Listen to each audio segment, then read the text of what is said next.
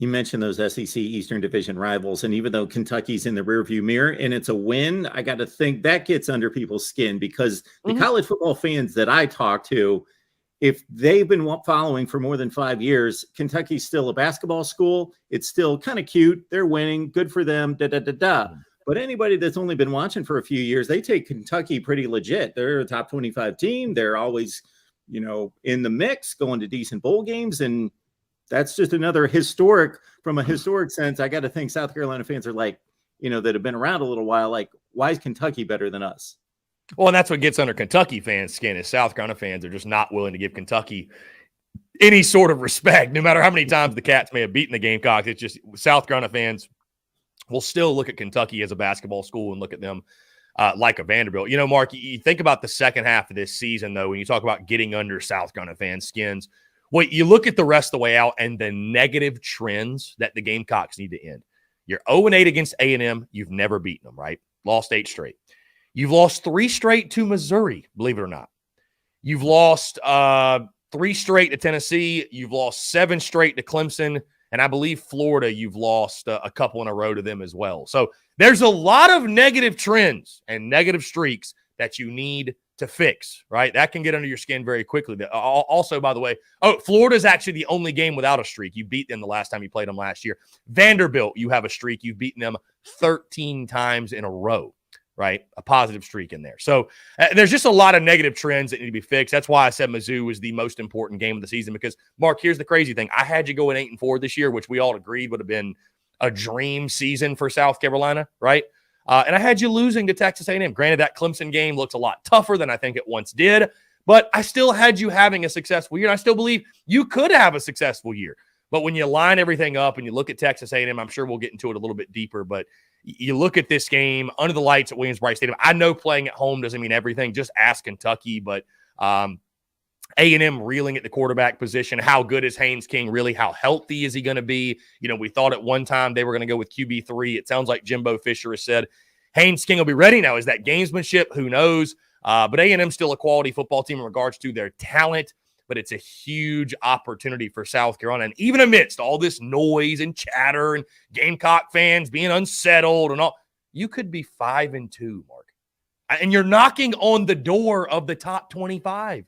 You're 29th in both polls. And if I would have told people that at the halfway point, hey, you're going to be 4-2, you're going to be coming off a win against Kentucky, you're going to be 29th, knocking on the door of the top 25 in both polls, you're only going to be a 4-point underdog to Texas A&M, a team that has beaten you by an average of 19 points per game over the history of the series, a team you've never beaten, and you've got them at home at night. Who wouldn't have signed up for that, Mark? Everybody would have. Yep. Texas A&M was a game most people wrote off as a loss. Okay, that's the automatic loss. We keep going. Guilty. Because it's kind of one of those things where it's like until you beat them, it's hard to believe South Carolina is going to do that. That's the internal battle I'm having this week as well, Mark. I don't drop my predictions until Friday. I'll record our Friday podcast Thursday afternoon. That's when I'll lock in my prediction, and folks will know what I've got to say on Friday. But that's sort of my internal dilemma is that I see many reasons why the Gamecocks can win this game. And I'll be honest, I haven't watched a ton of A&M football. I'm starting to dive in, do research on them. They've gotten below average quarterback play. The thing that I think worries me with A&M is their physicality up front, right? The run game, A-Chain, the running back, really, really good player. I think they're much more lethal on the ground than Kentucky was. Kentucky was struggling. They struggled all year on the offensive line.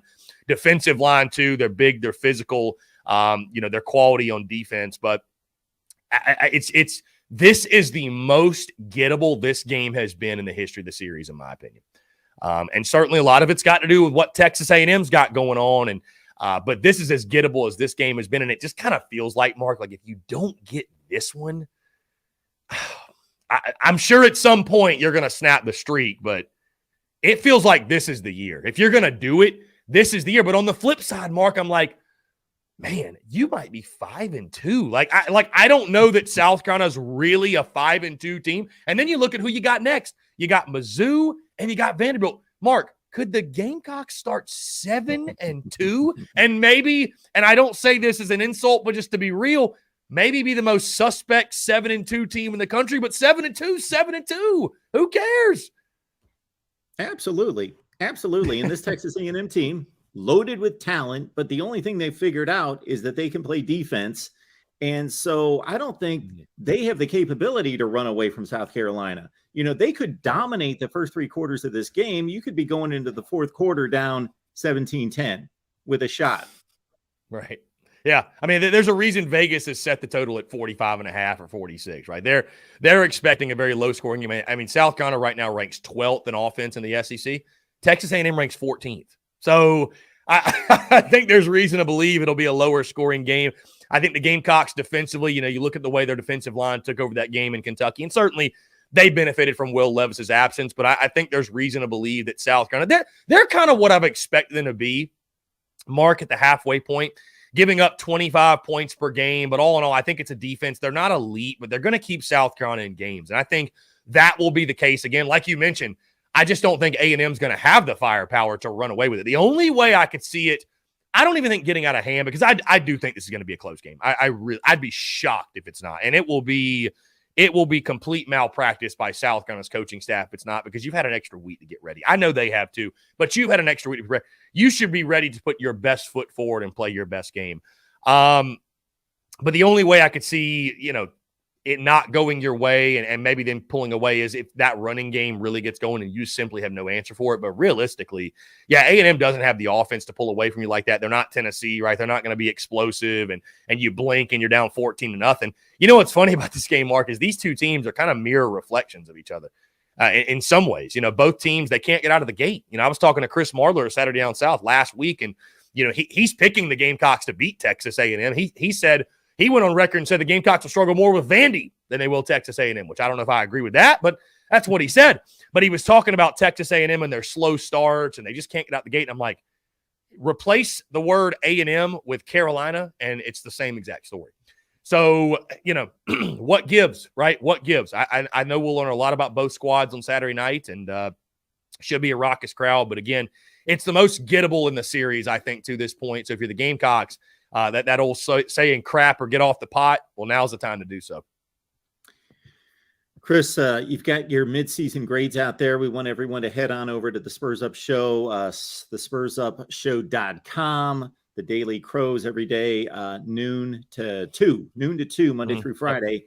So the midseason grades, we want people to check those out. But if you can give us a quick hitter on one player, somebody that stands out, whether that's good or bad, something that's, you know, a high headliner from the first 6 games. Well, offensively, I mean, it's got to be Marshawn Lloyd, right? We gave out halfway point MVPs as well, right? Just want to recognize the top performers.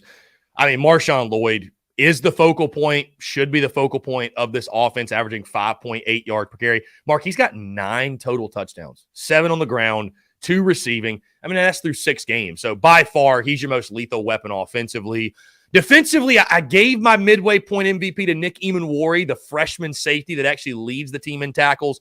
But there's plenty of other guys that have played well. You know, Tonka Hemingway has really come on. Jordan Birch and Zach Pickens, give them credit, the 2 5-star guys who, you know, I put a lot of pressure on in the preseason, said they need to play better, they need to do more. They've done more to this point. Sherrod Green leads the linebackers in tackles. I think he's done really well for you this year, being a veteran leader on that defense. Gilbert Edmond is a guy. People are like, who the heck is that? But he's a guy who's filled in the absence of Jordan Strawn, who went down in that Arkansas game out for the year. 7 tackles for loss, leads the Gamecocks in that category.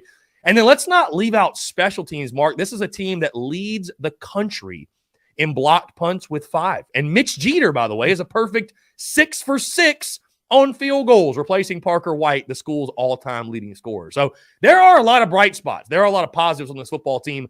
But the big one that it comes back to, and what South Carolina fans, if you ask Gamecock fans, and I think if you asked anybody that covers the team or is just close to the program, what do you most want to see in the second half? It's Spencer Rattler and improved play from him overall. I just bottom line. I mean, just the numbers right now, to think, Mark, he's in a position where he could finish this season with single-digit touchdown passes.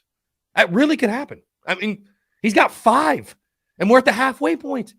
So he needs to have a really, really big second half, and I know I've already said it before. And, hey, they did something at Kentucky I didn't think they'd do. they won without above average quarterback play. Granted, he was really good in the second half. And I actually posted a clip about this morning that, whether it be sales or any venture in life, right? Podcasting, for example, you have a light bulb moment, right? Whether it be rep number 1, rep number 10, rep 500, rep 10,000, where it clicks, right? And you're always evolving and growing and changing, but there is a moment to where you really come into your own. Mentally, something changes, happens. You feel comfortable now, and you're able to build on that. What I'm hoping for is that second half in Lexington was the light bulb moment for this Gamecocks offense, because you look at it, right? Spencer Rattler, 8 for 10. They had 370-plus yard scoring drives. They had like 265 yards of offense. It looked like a different unit. Now, granted, the play calling was very similar. Antoine Wells, the long touchdown that he had was on a screen, which they've done all year. That play's a beautiful thing when it actually works.